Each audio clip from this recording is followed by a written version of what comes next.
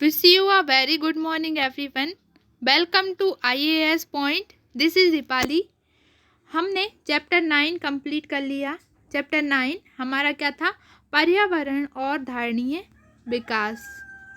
पर्यावरण और धारणीय विकास जो कि हमारा कंप्लीट हो चुका है.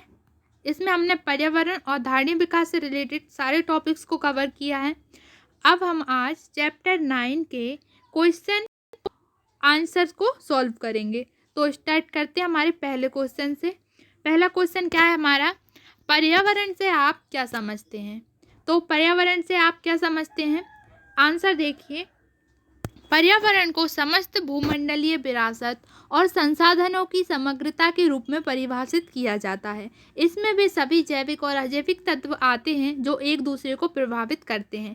यानी पर्यावरण को समस्त भूमंडलीय विरासत, यानी ये जो समस्त भूमंडलीय यानी पूरा विश्व है ना, और जिसकी जो विरासत है भूमंडलीय विरासत और संसाधनों की समग्रता, और जितने भी यहाँ पे संसाधन हैं उन सब की समग्रता के रूप में पर्यावरण को परिभाषित किया जाता है. इसमें वे सभी जैविक और अजैविक तत्व आते हैं. इसमें वे सारे जैविक और अजैविक तत्व आते हैं, है ना, जो एक दूसरे को प्रभावित करते हैं, जो किसी भी तरह से एक दूसरे को प्रभावित करते हैं. तो पर्यावरण हम किसे कहते हैं? पर्यावरण को समस्त भूमंडलीय विरासत और संसाधनों की समग्र एकाग्रता के रूप में परिभाषित किया जाता है, जिसमें वे सभी जैविक और अजैविक तत्व आते हैं जो एक दूसरे को प्रभावित करते हैं. तो सेकंड क्वेश्चन क्या है हमारा? जब संसाधन निस्सरण की दर उनके पुनर्जनन की दर से बढ़ जाती है तो क्या होता है? पहले तो हम क्वेश्चन को अच्छे से समझते हैं कि क्वेश्चन हमारा क्या कहना चाह रहा है. जब संसाधन निस्सरण की दर, यानी जब संसाधनों के कमी की दर, यानी जो संसाधन हमारे कम हो रहे हैं ना, वो दर उनकी पुनर्जनन की दर से बढ़ जाती है, जिससे संसाधन हमें ज़्यादा से ज़्यादा मिले, यानी ज़्यादा से ज़्यादा, यानी संसाधनों के बढ़ने की दर से जब संसाधनों की घटने की दर बढ़ जाती है तो क्या होता है? तो हम देखते हैं तो क्या होता है. आंसर देखिए. ये आपको एक डायग्राम के उससे बताया है आंसर, जिसमें बहुत अच्छे से समझाया है. ये है हमारा टोटल, ठीक है, पूरा. अब पहले क्या होता है? जब संसाधनों में कमी, यानी निस्सरण, यानी हम मान लेते हैं कमी आ जाती है. जब संसाधनों में कमी आ जाती है और उनके जो नष्ट होने की जो दर रहती है संसाधन की, वो जब बढ़ जाती है तो क्या होता है इजी लैंग्वेज में. तो हम इसको डायग्राम के उससे समझते हैं. पहला ये क्या होता है, देखो यहाँ पे क्या हो रहा है. सबसे पहले तो पर्यावरण अर्थव्यवस्था को संसाधन देता है, ठीक है. हमारा जो पर्यावरण होता है सबसे पहले अर्थव्यवस्था को वो संसाधन देता है. दूसरी स्टेज पे क्या होगा? अर्थव्यवस्था इसे अति उपयोग और दुरुपयोग करती है. अर्थव्यवस्था क्या करती है? इसका बहुत ज़्यादा उपयोग करती है और कहीं कहीं इसका बहुत ज़्यादा दुरुपयोग भी करती है. अब तीसरी स्टेज पे क्या हो जाएगा? पर्यावरण का अपक्षय होता है, यानी पर्यावरण का अपक्षय होने लगता है. धीरे धीरे हमारा पर्यावरण नष्ट होने लगता है. फोर्थ स्टेज जो है वो क्या है? भविष्य के लिए संसाधन नहीं मिलते. फिर क्या होगा? भविष्य के लिए संसाधन नहीं मिलते. और 5 स्टेज क्या है, जो कि लास्ट है? अर्थव्यवस्था का विकास आधारणीय हो जाता है, ठीक है. तो ये स्टेज के उससे 5 स्टेज से हमें समझाया है कि जब संसाधनों में कमी आ जाएगी और उनका ज़्यादा से ज़्यादा क्या होगा, यूज़, और उन्हें नष्ट कर दिया जाएगा तो क्या होगा.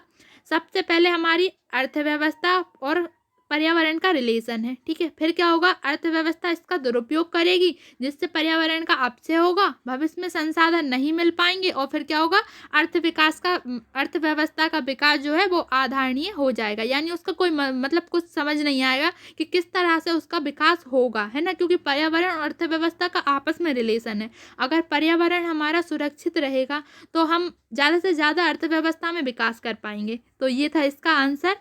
अब देखते हैं क्वेश्चन नंबर 3 क्या है. क्वेश्चन नंबर 3, निम्न को नवीकरणीय और गैर नवीकरणीय संसाधनों में वर्गीकृत करें. अब आपको दिया है वृक्ष, मछली, पेट्रोलियम, कोयला, लोहा अयस्क और जल. आपको इन्हें नवीकरणीय और गैर नवीकरणीय संसाधनों में वर्गीकृत करना है. तो क्या दिया है? नवीकरणीय संसाधन और गैर नवीकरणीय संसाधन, ठीक है. तो आपके नवीकरणीय संसाधन में कौन आ जाएगा? वृक्ष और मछली. क्यों आ जाएंगे? क्योंकि नवीकरणीय, एक वृक्ष है, हमने इसको काट दिया, ठीक है, एक पेड़ है, हमने इसको काटा, तो इसके जो बीज हैं उनसे दूसरे पेड़ उग जाएंगे और जंगल में एक वृक्ष के कटने पर वो कई ज़्यादा मतलब वृक्ष उग जाते हैं। एक कटता है, दूसरा छोटा पौधा बड़ा हो जाता है, एक सूखता है, दूसरा पौधा अच्छा हो जाता है जब तक। तो ये हो गया वृक्ष। मछली, समुद्र में एक मछली है, एक मछली से कई मछलियाँ होगी। एक मछली अगर मर भी जाती है तो और मछलियाँ हैं समुद्र में, नए बच्चे होंगे मछली के, एक मर गई दूसरा नया बच्चा होगा, तो ये होगा मछली। यानी जिनको हम दोबारा उत्पन्न हो सकते हैं या जो हमें दोबारा प्राप्त कर सकते हैं हम जिन्हें, वो होगा हमारे नवीकरणीय। अब गैर नवीकरणीय में क्या आ जाएगा हमारा? पेट्रोलियम। पेट्रोलियम एक ऐसी चीज़ है जो लिमिटेड है, इसका हम इतना ज़्यादा प्रयोग नहीं कर सकते क्योंकि पहली चीज़ तो ये हमें बार बार प्राप्त नहीं होता है, और अगर ये हमें प्राप्त होता भी है तो इसे प्राप्त करने में कई साल और कई वर्ष लग जाते हैं, बहुत मुश्किल से प्राप्त होता है। कोयला, लोहा, अयस्क और जल, ये सब क्या हमको प्रकृति के द्वारा प्राप्त हैं। एक बार नष्ट होने के बाद इन्हें बनाना बहुत मुश्किल है। ठीक है, ये है गैर नवीकरणीय। तो हमारे नवीकरणीय में कौन कौन से आ जाएंगे? वृक्ष और मछली। और गैर नवीकरणीय में हमारे आ जाएंगे पेट्रोलियम, कोयला, लोहा, अयस्क और जल। ठीक है, अब नेक्स्ट क्वेश्चन हमारा क्वेश्चन नंबर 4 है। आजकल विश्व के सामने ब्लैंक और ब्लैंक की दो मुख्य पर्यावरणीय समस्याएं हैं। अब आपको यहाँ क्या लगता है क्या आना चाहिए? पहला आएगा हमारी वैश्विक उष्णता। ठीक है, पहली हमारी आ जाएगी वैश्विक उष्णता और दूसरी हमारी आ जाएगी ओजोन परत या ओजोन अपक्षय।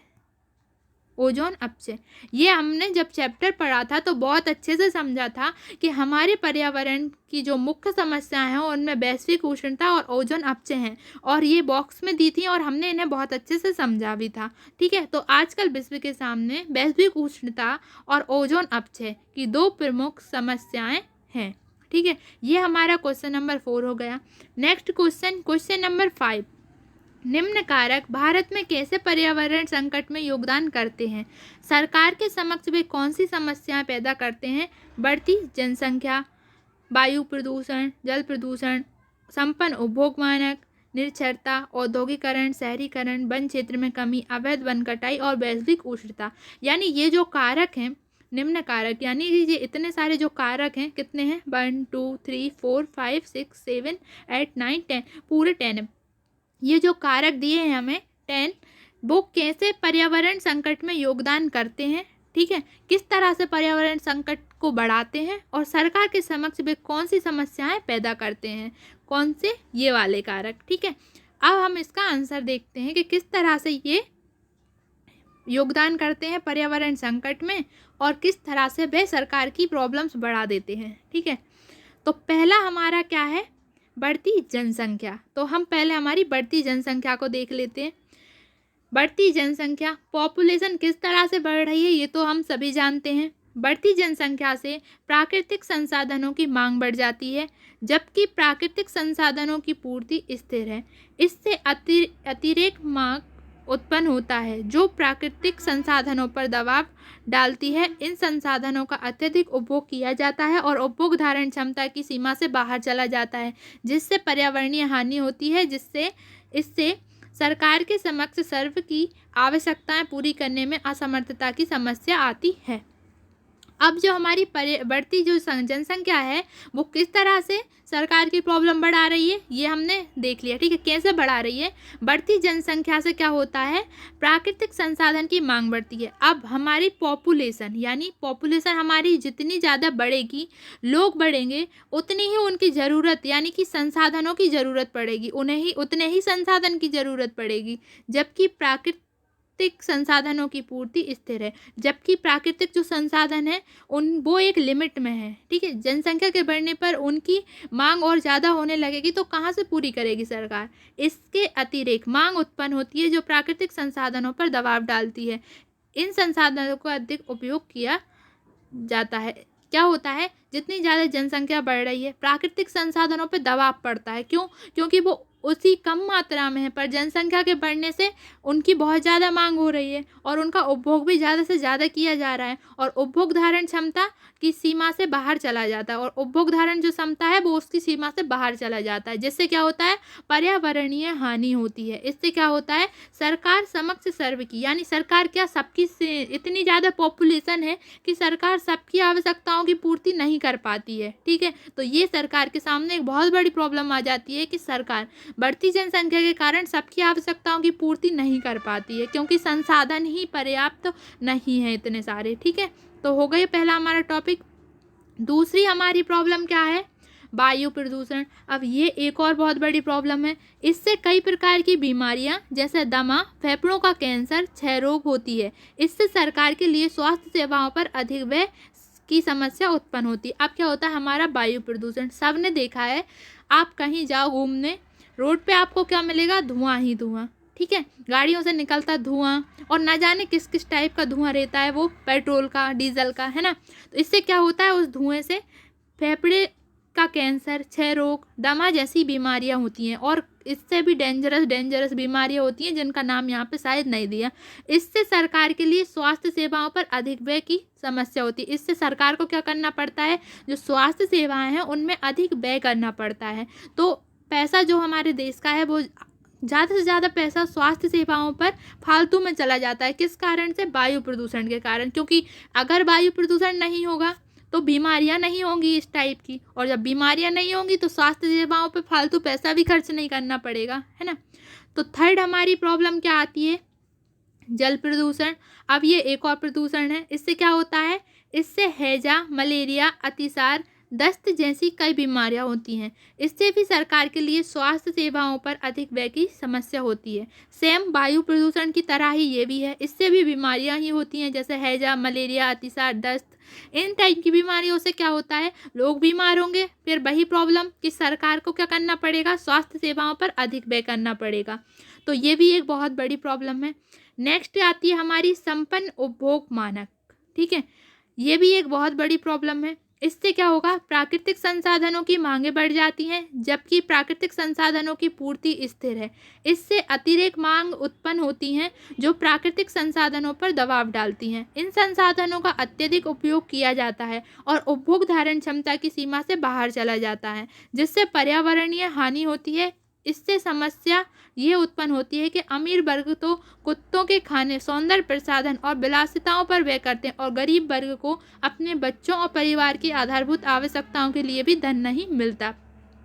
संपन्न उपभोग मानक यानी इंसान की ज़रूरतों की वस्तुएं, इंसान का उपभोग। इससे क्या हो रहा है, प्राकृतिक संसाधनों की मांग बढ़ जाती है। लोगों को प्राकृतिक संसाधन ज़्यादा से ज़्यादा चाहिए, जबकि प्राकृतिक संसाधनों की पूर्ति स्थिर है। जबकि प्राकृतिक संसाधन लिमिटेड मात्रा में है और उनकी पूर्ति भी स्थित है। इससे अतिरेक मांग उत्पन्न होती है जो प्राकृतिक संसाधनों पर दबाव डालती है।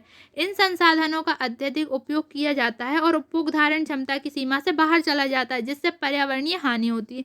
इससे एक समस्या ये भी होती है कि अमीर वर्ग यानी जो अमीर लोग होते हैं वो उपभोग की वस्तुओं में क्या करते हैं, उपभोग को ज़्यादा से ज़्यादा पसंद करते हैं। वो क्या करेंगे, कुत्ते के खाने, सौंदर्य प्रसाधन और विलासिता यानी अपने शौक पर वो ज़्यादा से ज़्यादा व्यय करते हैं यानी खर्च करते हैं। लेकिन वहीं अगर दूसरी तरफ हम देखते हैं गरीब वर्ग को, तो क्या होता है, वो अपने बच्चे और परिवार की आधारभूत आवश्यकताओं की पूर्ति के लिए भी उनके पास पैसा नहीं होता और वो बहुत मुश्किल से ये सब करते हैं। और वहीं अगर हम अमीर लोगों को देखें तो वो अपनी जो मतलब इच्छा होती है ना एक, उसमें पैसे ज़्यादा से ज़्यादा लगाते जाते हैं क्योंकि उनके पास फालतू पैसा ज़्यादा होता है।